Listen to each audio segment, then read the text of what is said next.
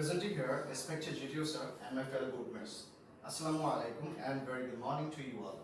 Already we have known why we have gathered here.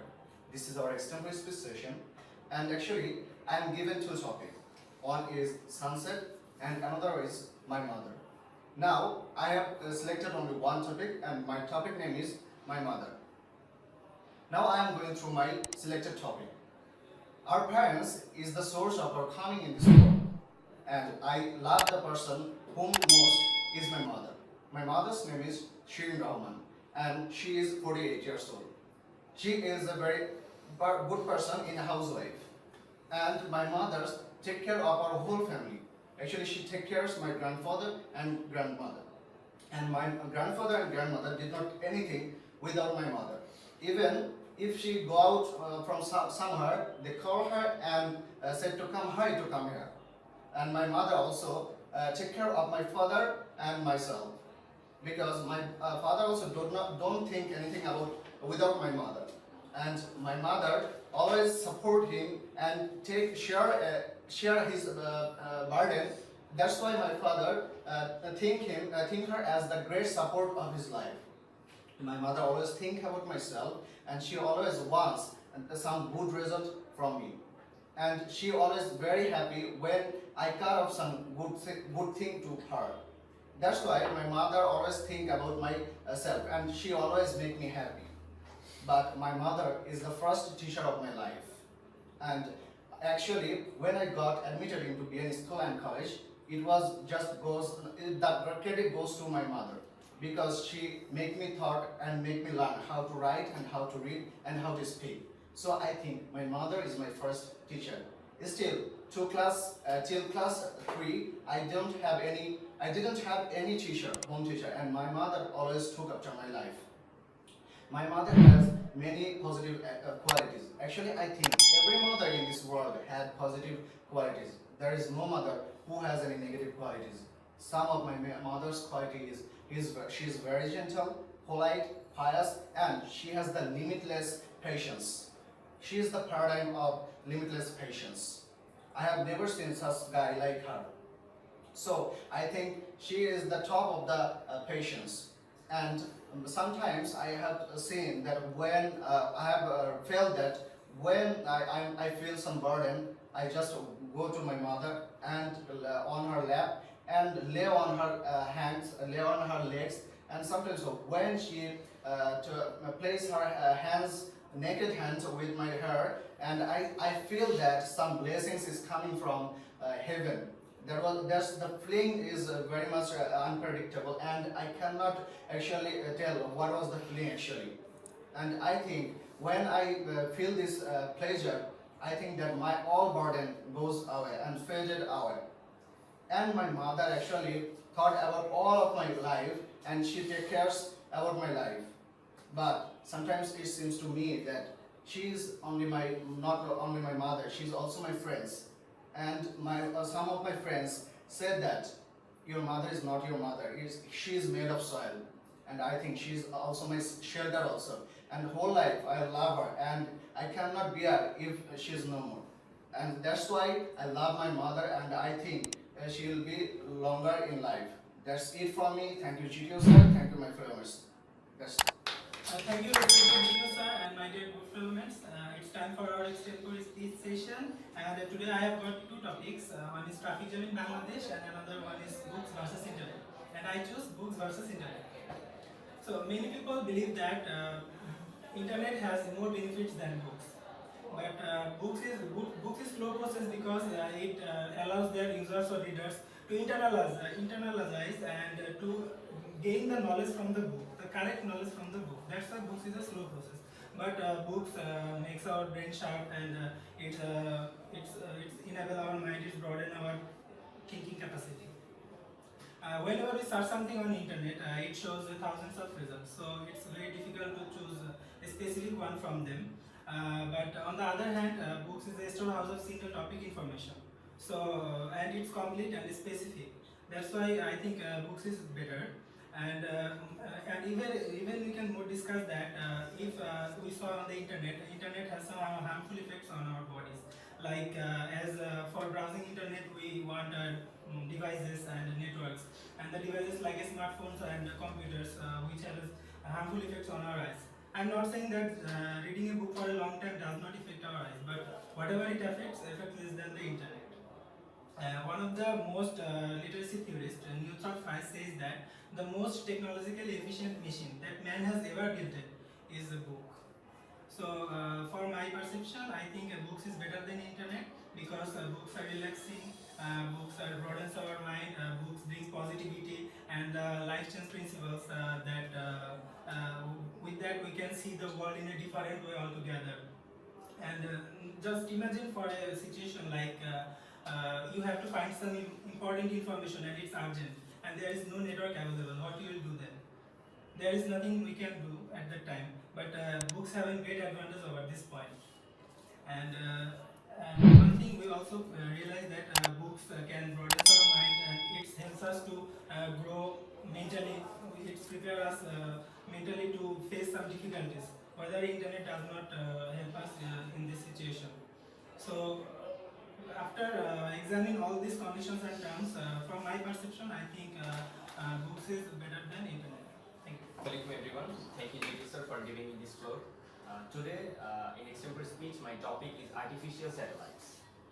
Artificial satellites is human-built thing which orbiting the Earth and any other planet. Artificial satellites, the mechanism of artificial satellites is quite similar to the natural satellites, but it is quite different from the natural satellites. Artificial satellites are orbiting the Earth in different orbital in the space, and the most common orbit of the artificial satellite is geosynchronous. And artificial satellites which is in the geosynchronous orbit is called geostationary satellites, and the geostationary satellites takes 24 hours to orbit the Earth. And it is different from any other natural satellites like moon or any other satellites. And first, the history of the artificial satellites. In 1957, Soviet Union launched the first artificial satellites in the space called Sputnik 1. And now, more than 40 countries has launched more than 9,000 artificial satellites in the space, and at present 1,800 satellites are operating the Earth from the space, and we got many other facilities from the artificial satellites, like we got long distance communication, radio broadcasting, and weather forecasting, and agricultural information from the satellites. And recently Bangladesh has also been a country to launch artificial satellite in the space. The first artificial satellites of Bangladesh is Break-on-Esha, which was built just to observe the Earth. And then the first geostationary satellite of Bangladesh is Bangabandhu 1. And we got many other facilities from artificial satellites, but it has two demerits of its own, and it's like it takes too much money to make it and to launch it to the space. And moreover, it became space junk after the operation of its own. And if we launch many other artificial satellites like this, and over time the space junk will be a lot, which might be very dangerous for the far future of our Earth. And thank you all. Thank you.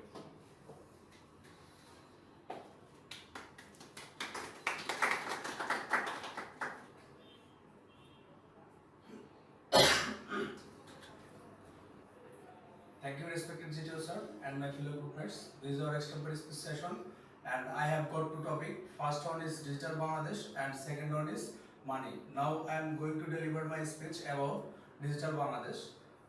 Digital Bangladesh means digitalizing Bangladesh by ensuring an ICT based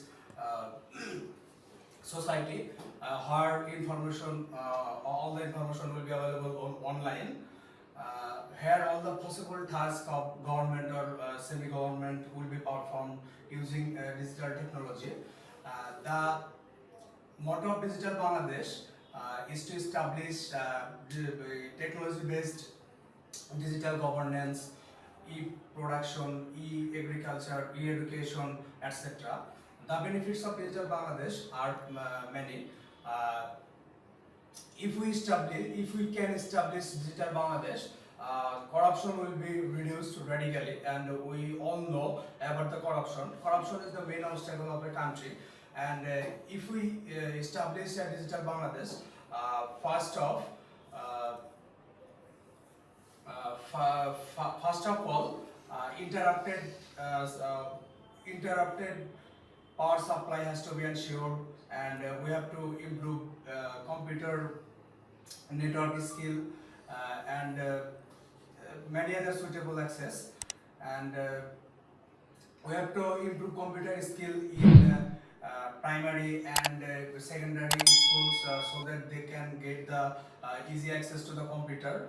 And our government has already established many digital laboratory in many educational institutions, and the agriculture health organization and all the sections will be highly benefited by making Bangladesh a digital one, and to develop these sectors and create more job plan, and we have to develop a digital Bangladesh, and agriculture, education, health organization, and many other sector like our birth registration allowances and birth registration and will be easy and easily delivered to the doorsteps of intended beneficiaries through union level at union information level at union center, and 127 upajelas are available in e-centers, and 254 e-centers, information centers, and to develop these sectors and create more employment, especially the youth, and our government is providing ICT training freely so that the employment create more and more, and our government has already established 12 IT parks, and in near future in our country a digital laboratory will be established in each of the educational institutions, and the Digital Bangladesh benefit, there are a lot of there are many kind of facilities people will get. Thank you, sir. Thank you to our respected GDO sir and my fellow watchers. Assalamu alaikum. Today is our extempore session, and I have got two subjects. The first one is subject failure in your life, and the other one is loneliness. I have chosen failure in your life. There is nobody who have not failed in his whole life. With this failure, he can gain success and teach some lesson from this failure. So I have a failure in my life also. My failure in my life is got a red card from ISSB. From my childhood, it is my dream to become an armed forces officer. Because of my grandmother wants me to see like a brother as a commissioned officer in Bangladesh Army or Navy.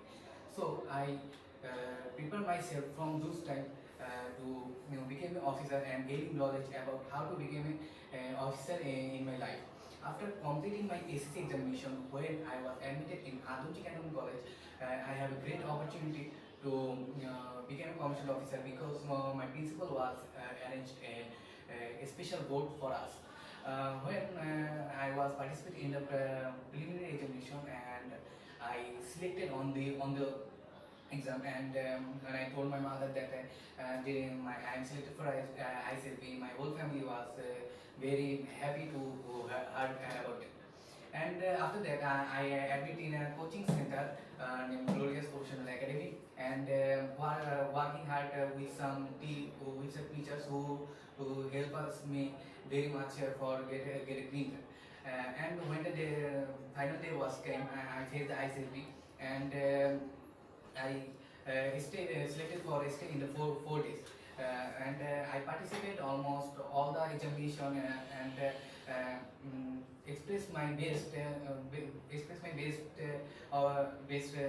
best and show me the best of mine.